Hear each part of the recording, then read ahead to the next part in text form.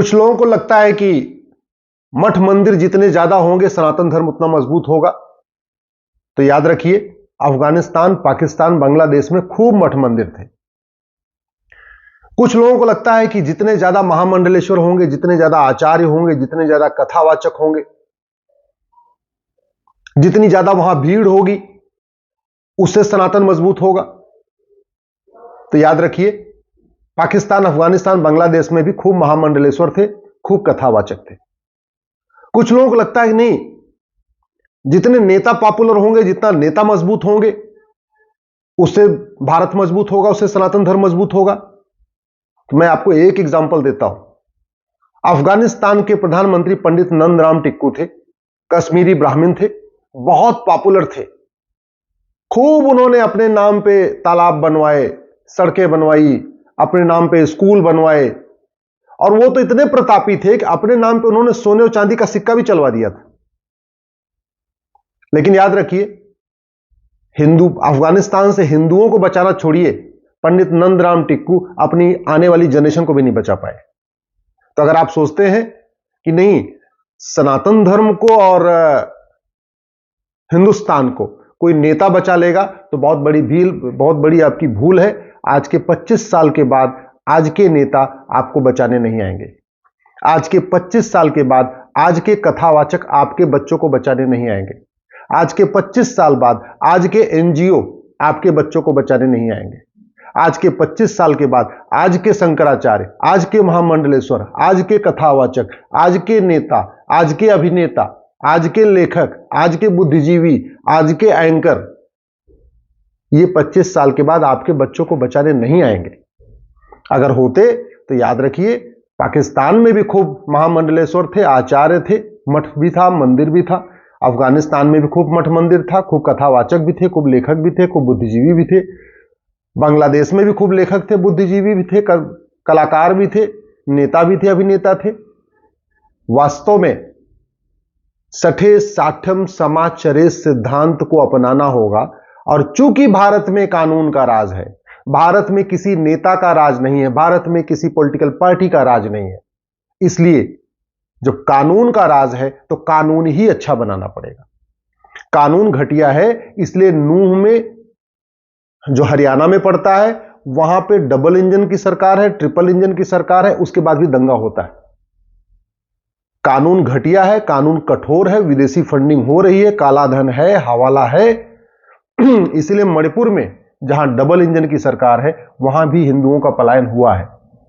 आपको थोड़ी बात कड़वी लग रही होगी, इसलिए आप सोच रहे होंगे मैं क्या बोल रहा हूं, लेकिन मैं तो सच बोलूंगा, सही बात बोल रहा हूं।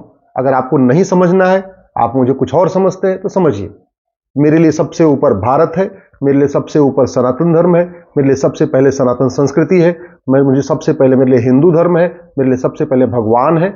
इसलिए बाकी पार्टी, नेता, एनजीओ सब उसके बाद में है। याद रखिए, अफगानिस्तान में भगवान राम, भगवान कृष्ण के नाम लेने वाले खत्म हो चुके हैं। पाकिस्तान में भगवान राम, भगवान कृष्ण का नाम लेने वाले बहुत थोड़े से बचे हुए हैं। बांग्लादेश में भगवान राम, भगवान कृष्ण की पूजा करने वाले बहुत थोड़े से बचे हुए हैं। जैसे अफगानिस्तान से 100% खत्म हो गए, कुछ दिन के बाद पाकिस्तान, बांग्लादेश से भी 100% खत्म हो जाएंगे। भारत के भी 9 राज्यों से खत्म हो चुके हैं। भारत के भी 200 जिलों की डेमोग्राफी बदल चुकी है। भारत के भी 300 तहसीलों की डेमोग्राफी बदल चुकी है। बॉर्डर की जितनी भी तहसीलें हैं, बॉर्डर, उनकी पूरी डेमोग्राफी बदल चुकी है। इसलिए मैं कहता हूं, दल गुलामी छोड़िए। ये सपा, ये बसपा, ये टीडीपी, ये स्टालिन, ये कुछ नहीं देने आएंगे आपको। ये जिन पॉलिटिकल पार्टियों के पीछे आप घूम रहे हैं ना, ये जिन कथावाचकों के पीछे आप घूम रहे हैं, या जिन महामंडलेश्वर के पीछे आप घूम रहे हैं, ये आपके बच्चों को बचाने नहीं आएंगे। अगर आते तो नूह में बचा लिए होते, हरियाणा में है नूह, मणिपुर में बचा लिए होते। अगर ये नेता, अभिनेता, लेखक, बुद्धिजीवी बचा सकते तो कश्मीर में बचा लिए होते। आए दिन बंगाल के बॉर्डर से हिंदुओं का पलायन हो रहा है, कोई नेता, अभिनेता, लेखक, बुद्धिजीवी बचाने नहीं आ रहा है। वास्तव में अगर आपको सनातन धर्म को बचाना है, अपने बच्चों का भविष्य सुरक्षित करना है, तो कठोर कानून की मांग करिए। जिस भी पॉलिटिकल पार्टी को समर्थन करते हैं, जिसको भी वोट देते हैं, उससे खुल के पूछिए कि जनसंख्या नियंत्रण कानून कब बनेगा। मैं जनसंख्या नियंत्रण के लिए इसलिए कह रहा हूं कि भारत में इस समय 3 करोड़ बच्चे रोज पैदा हो रहे हैं, इसमें से 1 करोड़ अवांछित बच्चे हैं। अवांछित का मतलब वो चौथे बच्चे हैं या 5वें बच्चे हैं, 6वें बच्चे हैं, 7वें बच्चे हैं, 8वें बच्चे हैं। ये 3 करोड़ बच्चे हर साल पैदा हो रहे हैं, उसमें से 1 करोड़ अवांछित हो रहे हैं, उनकी जरूरत ही नहीं है। अगर कठोर जनसंख्या नियंत्रण कानून हो तो भारत में जो 3 करोड़ बच्चे पैदा होंगे, इसमें से 1 करोड़ बंद हो जाएंगे, केवल 2 करोड़ बच्चे पैदा होना शुरू हो जाएंगे। भारत में कानून घटिया है, इसलिए घुसपैठिए आज भी आ रहे हैं और घुसपैठिए जा नहीं रहे हैं। नेताओं के खौफ से घुसपैठिए नहीं भागेंगे, किसी के भाषण देने से घुसपैठिए नहीं भागेंगे। घुसपैठिए भागेंगे जब घुसपैठियों की 100% प्रॉपर्टी जब्त करने, उनको आजीवन कारावास, फांसी देने के लिए कानून बनेगा। जनसंख्या नियंत्रण तब होगा, किसी के समझाने से जनसंख्या नियंत्रण नहीं होगा। जनसंख्या नियंत्रण तब होगा जब सिटीजनशिप एक्ट को बदला जाएगा और उसमें लिखा जाएगा जो 2 से ज्यादा बच्चा पैदा करेगा उसकी नागरिकता खत्म होगी। उसका वोटिंग का राइट खत्म करने से भी पर्याप्त नहीं है, उसकी नागरिकता खत्म करना पड़ेगा, और ये सरकार कर सकती है। जनसंख्या भारत तब बचेगा, सनातन धर्म तब बचेगा जब धर्मांतरण के लिए कठोर कानून बनाना पड़ेगा। धर्मांतरण कराने वाले मिशनरियों और जिहादियों पे एनएसए लगेगा, नेशनल सिक्योरिटी एक्ट लगेगा। धर्मांतरण कराने वालों और उनके मददगारों पे एनएसए लगेगा, यूएपीए लगेगा, वेजिंग वॉर की धारा लगेगी, सेडिशन यानी देशद्रोह की धारा लगेगी और गैंगस्टर एक्ट लगेगा। तब रुकेगा धर्मांतरण। किसी के बात करने से, अच्छे भाषण देने से, या किसी नेता, अभिनेता, लेखक, बुद्धिजीवी के ट्वीट करने से या कुछ कहने से धर्मांतरण नहीं रुकेगा। और भारत का ऐसा कोई जिला नहीं है जहां धर्मांतरण नहीं हो रहा है, चाहे उत्तर प्रदेश हो, चाहे वो बिहार हो, चाहे बंगाल हो, चाहे हरियाणा हो, चाहे पंजाब हो, सरकार किसी की हो, धर्मांतरण हो रहा है। मिशनरियां भी कर रही हैं, जिहादी भी कर रहे हैं। इसलिए आप सोचते हैं सरकार बदलने से, मुख्यमंत्री बदलने से, पार्टी बदलने से न धर्मांतरण रुक जाएगा, जनसंख्या विस्फोट रुक जाएगा, घुसपैठ रुक जाएगी, तो आपकी बहुत बड़ी भूल है। वास्तव में अगर आप चाहते हैं सनातन धर्म मजबूत हो, तो जो सबसे बड़ा विदेशी फंडिंग आ रही है, हवाला के जरिए आ रही है, एफसीआरए के जरिए आ रही है, एफसीआरए कानून को खत्म करना पड़ेगा। कांग्रेस ने कानून बनाया था एफसीआरए केवल विदेशी फंडिंग कराने के लिए, देश गद्दारों को, मक्कारों को, देशद्रोहियों को। और जब तक वो कानून खत्म नहीं होगा, विदेशी फंडिंग नहीं रुकेगी। हाँ, विदेशी फंडिंग तब रुकेगी जब हवाला के जरिए जो कारोबार करते हैं, इनको आजीवन कारावास, फांसी देने का कानून बनेगा, तब हवाला रुकेगा। जब हवाला रुकेगा, विदेशी फंडिंग रुकेगी, तब माओवाद, नक्सलवाद खत्म होगा, तब अलगाववाद खत्म होगा, तब मिशनरियों की कमर टूटेगी, तब जिहादियों की कमर टूटेगी।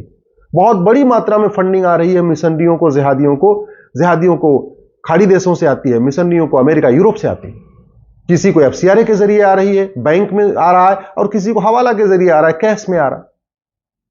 अगर वास्तव में आप चाहते हैं कि भारत में सनातन धर्म मजबूत हो, सनातन संस्कृति मजबूत हो, तो आपको पर्सनल लॉ खत्म करने के लिए आवाज उठाना पड़ेगा। जितने भी अंग्रेजी कानून है, चाहे वो 1872 का क्रिश्चियन मैरिज एक्ट है, 1936 का पारसी मैरिज एक्ट है, या 1937 का शरीयत एक्ट है, इन कानूनों को खत्म करके एक नया यूनिफॉर्म सिविल कोड लागू करना पड़ेगा, कॉमन सिविल कोड लागू करना पड़ेगा। और सबसे बड़ी बात ये, आप चाहते हैं अगर भारत बचा रहे, भारत की संस्कृति आगे और मजबूत हो, तो जो नफरत सिखाने वाले स्कूल है उनको बंद करना पड़ेगा। आपको भी पता है मदरसों में क्या सिखाया जाता है और मिशनरी स्कूलों में क्या सिखाया जाता है। ये मदरसे और मिशनरी स्कूल भारत संस्कृति को मजबूत नहीं कर रहे हैं। जब नहीं कर रहे हैं तो इनको फिर इजाजत क्यों मिली हुई है इनको भारत में? अगर वास्तव में चाहते हैं तो भारत में समान शिक्षा लागू करना पड़ेगा। 10वीं तक 1 nation 1 education board, 1 nation 1 syllabus, 1 nation 1 curriculum, ऐसे बहुत सारे और काम करने पड़ेंगे। लेकिन मैं फिर से रिपीट कर रहा हूं, न कोई नेता, न कोई अभिनेता, न कोई लेखक, न कोई बुद्धिजीवी, न कोई पत्रकार, न कोई कलमकार सनातन धर्म को मजबूत कर सकता है। न कोई महामंडलेश्वर, श्री श्री 108, श्री श्री 1008, या कोई सदगुरु या कोई योगाचार्य, ये नहीं कर सकते भैया। डेमोग्राफी तेजी के साथ बदल रही है, उसका मूल कारण है करप्शन, पॉपुलेशन एक्सप्लोजन, इनफिल्ट्रेशन। ये तभी रुकेगा जब कानून बनेगा। मेरी बात ठीक लगे इस वीडियो को शेयर कर दीजिएगा, नहीं तो भगवान की इच्छा, जो होगा देखा जाएगा।